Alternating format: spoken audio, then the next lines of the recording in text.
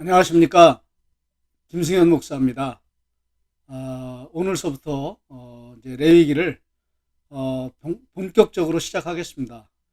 레위기 1장 전체를 세 부분으로 여러분과 함께 나누기를 원합니다. 예배자의 헌신, 또 예배자의 능동성, 예배자에게 주시는 하나님의 위로, 예배자의 위로, 이렇게 세 부분으로 제가 묵상한 것을 여러분과 함께 나누겠습니다. 먼저 예배자의 헌신입니다. 이 부분은 오늘은 이제 레위기의 그 5대 제사 중에서 번제, 소제, 화목제, 그다음에 속죄제, 속건제, 이 5대 제사거든요. 이 제사 중에서 오늘은 이제 번제입니다. 번제를 통해서 이 세 가지의 교훈을, 영적 교훈을, 또 영적 진리를 여러분과 함께 나누기를 원합니다. 전적 헌신에 대한 부분은요, 먼저 레위기 1장 9절과 그리고 13절에 나와 있습니다. 가죽을 제외한 그 나머지 전부를 다 이렇게 화제로 이렇게 전부를 태워서 드리는 제사입니다. 9절 말씀 보시면 그 내장과 정강이를 물로 씻을 것이요. 이것도 예배자가 씻는 것입니다. 힘든 일은 예배자가 다 합니다. 제사장은 그 전부를 제단 위에서 불살라 번제를 드릴지니, 이제 제사장은 그거를 이제 제단에 올려놓기만 하면 됩니다. 그리고 이제 불태우면 되는 거죠. 제사장은 대부분 이제 쉬운 일을 합니다. 예배자가 아주 힘든 일은 다 합니다. 근데 이 번제의 특징은 뭐냐면, 가죽은 이제 제사장의 수고비로 이제 드리고요. 나머지는 전부 하나님께 올려드린다는 것입니다. 불태워드린다는 것입니다. 그리고 13절도 보시면 그 내장과 그 정강이를 물로 씻을 것이요. 제사장은 그 전부를 가져다가 제단 위에서 불살라 번제를 드릴지니라. 이게 번제의 아주 중요한 특징입니다. 가죽을 제외한 모든 것을 다 불태워드리는 제사를 번제 이라고 그렇게 얘기합니다. 이게 그 번제는 그런 제사입니다. 그래서 이것을 가죽을 제외해서 전부 다 태워드린다. 그래서 이건 헌신이다. 그냥 헌신도 아니고 이건 전적인 헌신이다. 이렇게 많이 해석을 합니다. 그러나 어떤 분들은 또 그 전적 헌신이라고 볼 수 없다. 또 이렇게 또 주장하시는 분들도 계세요. 왜냐면 우리가 그런 것까지는 알 필요는 없지만 어쨌든 이제 그런 게 있다, 이렇게 생각하시면 됩니다. 왜냐면 이 레위기 1장에만 나오고 다른 성경 구절에는 하나도 안 나온다. 이렇게 얘기합니다. 저도 사실 이걸 레위기 공부를 하면서 이걸 좀 고민을 좀 해봤습니다. 어떤 사람은 이제 전적인 헌신이다. 레위기 1장에 나오는 것만 가지고도 전적인 헌신이다. 이렇게 볼 수 있다. 또 어떤 사람은 거기만 나오기 때문에, 다른 데서 안 나오기 때문에 이건 그렇게 볼 수가 없다. 근거가 없다. 증명할 길이 없다. 근데 로마서 12장 1절을 보니까요, 이게 바울이 이 구약의 제사 번제를 염두에 두고 이게 하는 말이거든요. 로마서 12장 1절입니다. 그러므로 형제들아, 내가 하나님의 모든 자비하심으로 너희를 권하노니 너희 몸입니다. 하나님이 기뻐하시는 거룩한 산 제물로 드리라. 이는 너희가 드릴 영적 예배니라. 너희 몸을 드리라. 이게 번제거든요. 몸을 드린다는 건 뭐냐면 전적인 헌신입니다. 헌신이거든요. 이게 신학적으로 이제 해석을 하면, 그러니까 이게 전적인 헌신이 나오는 것이라고 저는 해석을 해야 될 것 같습니다. 이제 저 나름대로는 그렇게 생각을 합니다. 전적인 헌신을 적용하는 분들은요, 전적으로 다 하나님 앞에 헌신해야 되는 예배자의 삶이기 때문에 죽도록 충성하라. 하나님의 교회를 위해서 힘을 다하여서 온몸을 들여서 모든 걸 다 들여서 애쓰고 힘써서 하나님의 교회를 섬기고 충성해라. 이렇게 적용을 합니다. 근데 전적인 헌신이 로마서 12장 1절에 분명히 나오기 때문에 바울이 번제를, 이 구약의 제사 번제를 염두에 두고 분명히 얘기하는 그런 부분이 있기 때문에 그런 부분이 나오긴 나옵니다. 그러나 이거는 굉장히 이 정도만 하고 그냥 간단히 넘어가겠습니다. 두 번째는 이 번제의 특징은 뭐냐면 예배자가 굉장히 능동적으로 이 제사에 참여를 한다는 거예요. 제물을 가지고 와서 안수할 때도 예배자가 안수합니다. 제사인이라고 저는 이제 통상적으로 표현하는데, 예배자가 안수합니다. 그때 이제 제가 전가됩니다. 그리고 나서 1장 4절에도 그런 게 나오거든요. 1장 4절에도 그를 위하여 속죄가 될 것이니라 이렇게 말하거든요. 근데 안수할 때 속죄의 기능이 들어있습니다. 속죄가 됩니다. 안수하고 그리고 이제 가축이죠. 가축. 소나 양이나 염소. 이거 자기가 직접 잡습니다. 도축을 자기가 직접 해요. 재단 가까운 곳에서, 뜰에서. 그리고, 또 이제 그 각을 뜹니다. 이 각을 뜨는 건 굉장히 능동적이거든요. 일일이 그걸 다 각을 뜹니다. 제사장은 그냥 재단 올려놓고 그냥 태우기만 하면 끝나는 거거든요. 그리고 가죽 나중에 이제 수고비로 이제 가지고 가면 되는 거거든요. 제사인이 굉장히 능동적으로 이 제사에 오늘날로 하면 이제 예배죠. 예배에 능동적으로 참여하는 것입니다. 그런데 이 능동적으로 참여한다 이렇게만 하거든요. 근데 제가 이 능동적인 그 제사 가운데 가장 중요한 번제의 특징은 그 능동적인 부분에서는요, 각뜨기입니다. 각뜨기. 6절에도 보시면 그는 또 번제물의 가죽을 벗기고 자기가 가죽을 벗겨야 돼요. 각을 뜰 것이요. 각 뜨는 것도 제사에 나오는데 각을 뜬다고 되어 있습니다. 그리고 12절에도 그는 그것에 각을 뜨고 자기가 기른 그 가축이죠.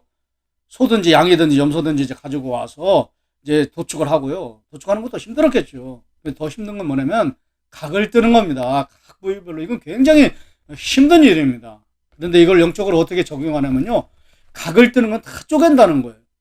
그래서 우리가 예배를 드릴 때, 이건 굉장히 의미가 있는 것 같아요. 우리가 예배를 드릴 때, 하나님 앞에 나올 때, 이렇게 마음이 쪼개지는 그런 마음을 가지고, 부서지는 마음을 가지고, 부서져야 하리, 녹아져야 하리, 깨져야 하리, 뭐 이런 거겠죠. 그런 마음을 가지고 하나님 앞에 예배를 드리는 게 이게 진짜 예배다, 영적 예배다, 참된 예배다 라는 것입니다. 이 능동적으로 막 참여하는 게 중요한 게 아니라 제가 볼 때는 각드는 게 제일 중요합니다. 이 각드는 게 있어야 되는 거죠. 하나님 앞에 우리의 마음을 겸손히 그냥 그 끝까지 낮춰서 우리의 마음을 탁 깨서 하나님 앞에 부서서 나오는 거죠. 각을 뜨는 것 같이, 쪼개지는 것 같이 그렇게 나오는 것입니다. 시편 51편 17절에도 그렇게 나와 있지 않습니까? 하나님이 기뻐하시는 제사는 무엇이냐? 상하고 통회하는 심령이다. 옛날에는 심령이었는데 지금 이제 마음이다 이렇게 번역되는데, 상하고 통회하는 마음이다. 각득이죠. 이건 굉장히 중요합니다. 능동적인 활동보다 더 중요한, 사역보다 더 중요한 건 뭐냐면 마음이에요. 우리의 심령에 각을 뜨는 마음이 있어야 되는 거죠. 이 번제를 통해서 예배자의 마음을 우리가 여기서 새롭게 교훈을 얻게 되는 것입니다. 늘 예배를 드릴 때마다 우리의 심령이 이렇게 통회하는 심령으로, 또 자복하는 심령으로, 상하고 깨진 심령으로 하나님 앞에 나와서 우리의 마음을 낮추고 예배를 드리는 그런 예배가 참된 예배다라고 생각할 수 있습니다. 자, 이제 마지막 예배자를 향한 위로. 저는 번제의 가장 중요한 특징이 여기 있다고 생각합니다. 이게 진짜 번제가 어떤 제사인가를 가장 잘 보여주는 그런 부분이라고 생각을 합니다. 마지막 새해 번제입니다. 소는 굉장히 비싼 거거든요. 그걸 드리는 사람, 또 양이나 염소 이제 평민입니다. 나중에 그 레위기 5장에 보면 이제 그렇게 이제 구분이 되어 있습니다. 그 경제적인 형편에 따라서. 그런데 경제적인 형편이 어려운 사람들은요, 놀랍게도 새를 번제로 드릴 수가 있었습니다. 14절부터 17절까지가 그러니까 이 번제의 가장 중요한 오늘 1장의 부분입니다. 14절입니다. 만일 여호와께 드리는 예물이 새의 번제이면 산비둘기나 집비둘기 새끼로 예물을 드릴 것이요. 뭐 산에 있는 비둘기 잡아다 드리는 게 아니고요. 이거 다 집에서 기르는 그런 가축입니다. 그러니까 집비둘기예요. 산비둘기도 집이고 집비둘기도 집이고 다 이게 집에서 자기가 기르는 그런 비둘기입니다. 저는 그 해석을 굉장히 좋아합니다. 그런데 이제 그거죠. 이제 그 집에서 기르는 가축으로 된 그 비둘기. 그때는 이제 통상적으로 집에서 비둘기를 다 길렀기 때문에요. 그걸 가져왔습니다. 돈이 없는 사람들은. 그 다음에 제사장은 그것을 제단으로 가져다가, 이거 특징도 완전히 달라요. 소나 양이나 염소 할 때는 그것의 머리를 비틀어서 막 각을 뜨고 죽이고 도축하고 각을 떠야 되는데, 이건 각을 뜰 수가 없어요. 워낙 작으니까요. 그냥 머리만 비틀고 제단에 올라서 그냥 다 태우게 되었습니다. 그 다음 모이주머니 같은 건 뭐 어차피 이거를 뭐 이게 내장을 이렇게 씻을 수가 없으니까요. 너무 작으니까요. 이거는 그냥 버리는데, 그런데 17절이 제일 중요합니다. 또 그 날개 자리에서 그 몸을 찢는데 각을 뜨는 건데 각을 뜰 수가 없으니까 찢긴 찢는데, 이게 몸을 각을 뜰 수가 없어요. 그러니까 몸을 찢 때 보세요. 아주 찢지 말고 제사장이 그것을 제단 위에 불에 있는 나무 위에 불살라 번제를 드릴지니라. 이는 화제라 여호와께 향기로운 냄새니라. 이렇게 말하면서 몸을 찢 때 아주 찢지 말라는 거예요. 그러니까 이 날개 축지를 이렇게 완전히 다 찢지 말라는 거예요. 이렇게 펼치라는 거죠. 그 정도예요. 그 정도. 왜 이렇게 했는가? 아주 좋은 해석 중에 하나는 뭐냐면 기죽지 말라는 거예요. 저는 아주 좋은 해석이라고 생각합니다. 날개를 쫙 피라는 거예요. 찢지 말고. 기죽지 말라는 거죠. 너가 형편이 어려워서 정말 힘들고 가난하고 가난한 자를 위한 배려입니다.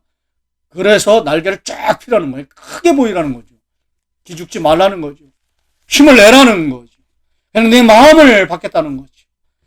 특별히 그래서 레위기 5장 여기는 안 나오지만 레위기 5장 7절에 보시면요. 만일 그의 힘이라고 되어 있습니다. 어린 양을 바치는데 미치지 못하면 하나님의 위로가 있는 거예요. 넌 그래서 제사 지낼 수 없다. 넌 예배 드릴 수 없다. 그게 아닙니다.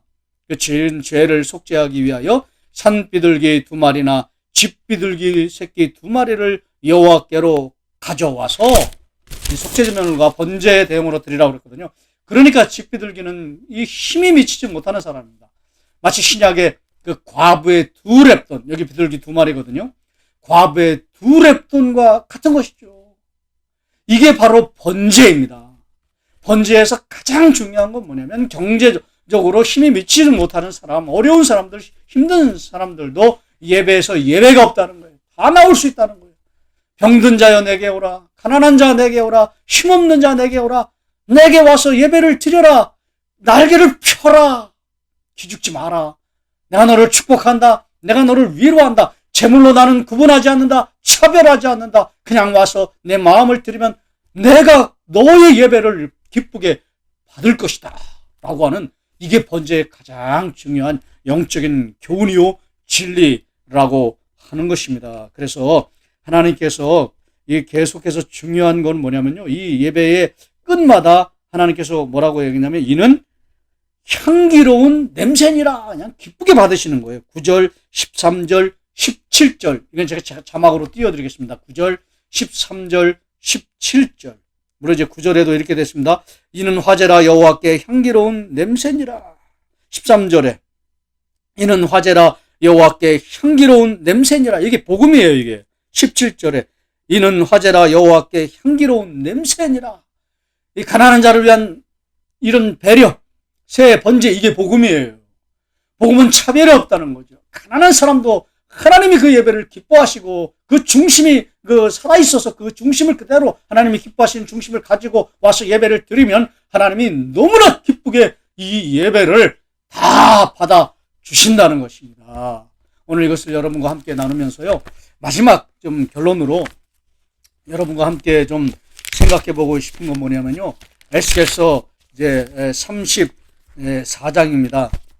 에스겔서 34장을 원래는 제가 이제 그 느헤미야도 예레미야도 이제 마찬가지지만 예레미야도 제가 공부하면서 그런 걸 많이 발견했거든요. 그게 뭐냐면 니네들이 죄 짓고 나를 떠났다는 게 뭐냐면 어렵고 힘든 사람들을 돌보지 않았다는 거예요. 그런 경제적인 죄를 아주 엄하게 질책하고 심각하게 다루고 얘기하거든요. 그것 때문에 니네가 그 나라 망해서 그렇게 바벨론으로 끌려간 거다. 심지어는 그렇게까지 해석을 합니다. 근데 에스겔서도 제가 공부를 했는데요. 에스겔서도 똑같이 해석을 합니다. 놀랍습니다. 4절에 보시면 너희가 그 연약한 자를 34장 4절입니다. 너희가 그 연약한 자를 강하게 아니하며 힘없고 가난한 사람이죠. 새 번제를 드리는 사람이죠. 비둘기 2마리 가져오는 사람이죠. 병든 자를 고치지 아니하며 상한 자를 싸매주지 아니하며 쫓기는 자를 돌아오게 하지 아니하며 잃어버린 자를 찾지 아니하고 다만 포악으로 그것들을 다스렸도다. 이 지도자들에 대해서 얘기하는 거거든요. 근데 영적으로 완전히 타락한 그런 시대를 바라보면서 이 너희들이 멸망한 이유를 이렇게 얘기하고 있는 것입니다. 그러면서 16절 보시면 나는 그렇지 않다는 거예요. 이게 에스겔서 34장은요. 목과 양의 비유입니다. 목자와 양의 비유거든요. 우리는 그 요한복음 10장 막 그것만 아는데요. 12장 그것만 아는데 그게 아닙니다. 여기에도 나와 있습니다. 여기는 뭐 이 본문을 이 34장을 보면서요. 얼마나 제가 철철 눈물을 흘렸는지 모릅니다. 14절에 그 양을 향해서 정말 힘없는 그 사람들을 향한 그 하나님의 복음, 그 하나님의 마음, 예수 그리스도의 마음을 깨닫고요. 참 감동을 많이 받았고 감격을 했습니다. 14절 보십시오. 16절입니다. 그 잃어버린 자를 내가 찾으면 하나님이 찾는다는 거예요. 예수 그리스도가 찾으시지 않습니까? 쫓기는 자를 내가 돌아오게 하며, 내가 찾으면 쫓기는 자를 내가 돌아오게 하며, 상한 자를 내가 싸매주며, 병든 자를 내가 강하게 하려니와, 살찐 자와 강한 자는 내가 없애고 그들은 다 쳐내고 정의로 그것들을 먹이리라. 얼마나 감동을 받았는지 모릅니다. 얼마나 은혜를 받았는지 모릅니다. 이게 복음이거든요. 이게 번제의 정신입니다. 새를 가져오는 사람, 날개를 펴라. 내가 너희를 고칠 것이고, 내가 너를 치료할 것이고, 강하게 할 것이고, 내가 너를 회복시켜 줄 것이다. 라고 하는 것이 번제의 새 번제 속에 들어있는 하나님의 마음이요, 예수 그리스도의 마음이요, 복음이요, 그리고 하나님의 선포요, 메시지인 것입니다. 우리가요, 적용을 하겠습니다. 이런 마음을 우리가 받아야 합니다. 이 성령이 주시는 거거든요. 이런 마음을 받아야 합니다. 이런 마음을 우리 가슴 속에 채워야 합니다. 예배를 통해서, 번제를 통해서, 예배를 통해서 소 드리는 게 중요한 게 아니에요. 그렇게 절차를 다 하는 게 중요한 게 아니에요. 물론 그것도 중요하지만, 능동적으로 참여하는 것도 중요하고, 뭐 그런 것도 중요하겠죠. 열심히 하는 것도 중요하겠죠. 충성스럽게 감당하는 것도 중요하겠죠. 그러나 그것보다 더 중요한 건 뭐냐면 하나님의 마음을 받는 거예요. 하나님의 마음을 깨닫는 거예요.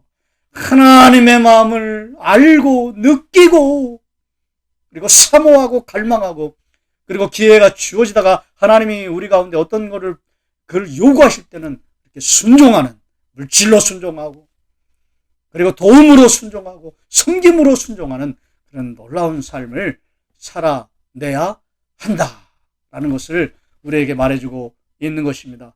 에스겔서 34장 4절은 볼 것도 없고요. 그건 뭐 망한 이유니까요. 16절 가슴에 많이 새기시고요. 그리고 우리가 이런 삶을 살 수 있도록 주여 역사하여 주시옵소서. 주여 은혜 내려 주시옵소서. 참된 번제자가, 참된 예배자가 되게 하여 주시옵소서. 이런 은혜를 사모하며 실천적인 삶을 잘 살아내드리는 저와 여러분이 되시기를 주의 이름으로 축원합니다.